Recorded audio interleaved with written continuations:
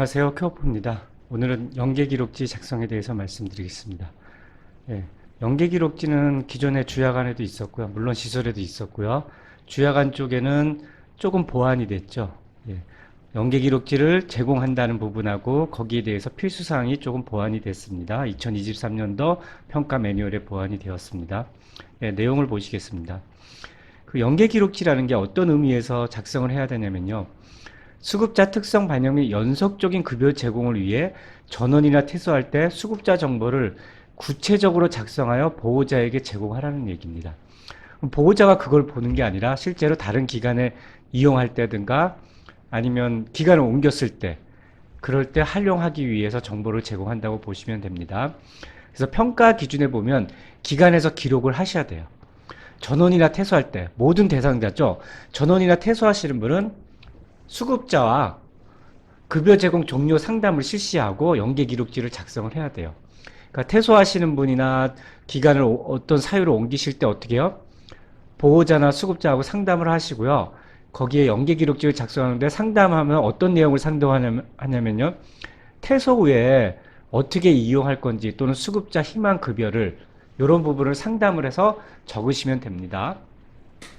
예, 이러한 평가를 확인하는 기준은 뭐냐면요.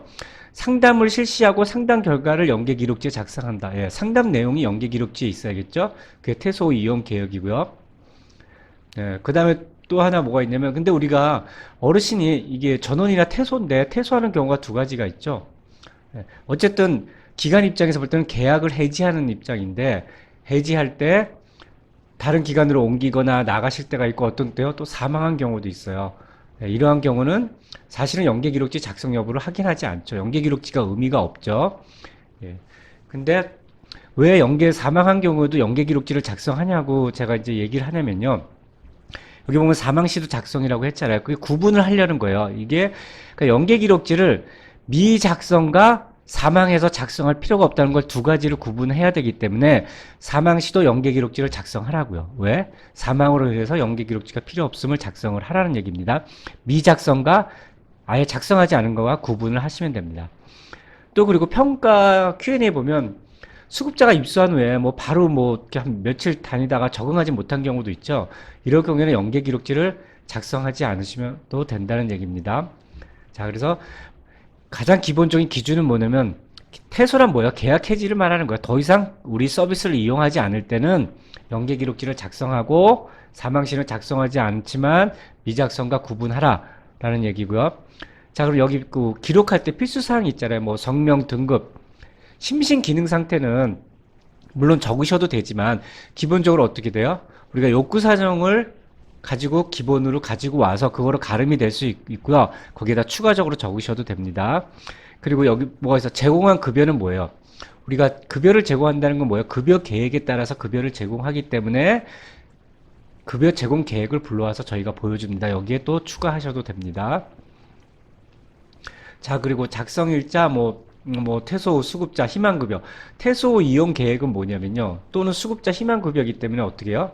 수급자하고 상담을 해야 돼요. 수급자 또는 보호자하고 상담을 해야 하기 때문에 어떻게 해요? 우리는 연계기록지 작성을 할 때 종료 상담을 실시하라고 했기 때문에 케어포에서는 연계기록지 작성 시 상담자를 선택을 하셔야 됩니다. 그리고 퇴소 후 이용 또는 수급자 희망 급여를 기록하시면 됩니다. 자, 이렇게 연계 기록지를 작성한 다음에 그 다음에 어떻게 해야 돼요? 예, 새로 생긴 거라고 보시면 되죠. 수급자나 보호자에게 연계 기록지를 제공한다고 하였습니다. 제가 말씀드렸지만 온라인이건 오프라인이건 제공이 가능하고요. 오프라인은 뭐 직접 제공할 수도 있고 우편으로 제공할 수도 있고 제공했다는 근거를 말씀드리면 되는 거고요. 온라인은 뭐야? 우리가 메일로 보내거나 문자로 보내거나 네, 그렇게 상황을 보내시면 됩니다. 자, 연계기록지 제공대장의 필수사항을 확인하는 거죠. 그럼 이 수급자에 대해서 연계기록지를 작성한 수급자고요. 제공일자는 내가 제공을 했다. 제공 방법은 온라인이고 오프라인으로도 할 수가 있습니다. 그 대신 근거가 명확해야겠죠. 예, 예를 들면 뭐 직접 제공했을 때 어떻게 돼요? 서명을 받고 우편으로 제공했을 때는 우편 제공한 영수증인가요? 그렇게 있어야겠죠. 수령자는 이걸 받는 사람이겠죠. 자, 그렇게 하셔갖고 여기 예시를 보면 어떻게 되냐면요. 자, 제공한 급여는 뭐라고 되어 있습니까? 예, 급여 제공 개혁에서 케어퍼가 기본적으로 가지고 와요. 그래서 여기서 플러스 하시면 되고요. 그 다음에 심신의 기능 상태도 우리가 욕구 사정에 보면 전체 어르신의 상태를 평가하잖아요. 그걸 기본적으로 가져옵니다. 여기서 어떻게 해요? 더 추가하시면 됩니다.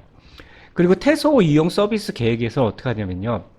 우리가 상담을 하라 그랬잖아요. 그래서 상담 대상이 본인일 수도 있고 보호자일 수가 있습니다. 이 보호자하고 상담한 내용을 여기다 쓰시면 됩니다. 그리고 어떻게 해요? 연계 기록지를 온라인으로 알림톡으로 발송을 하면 됩니다.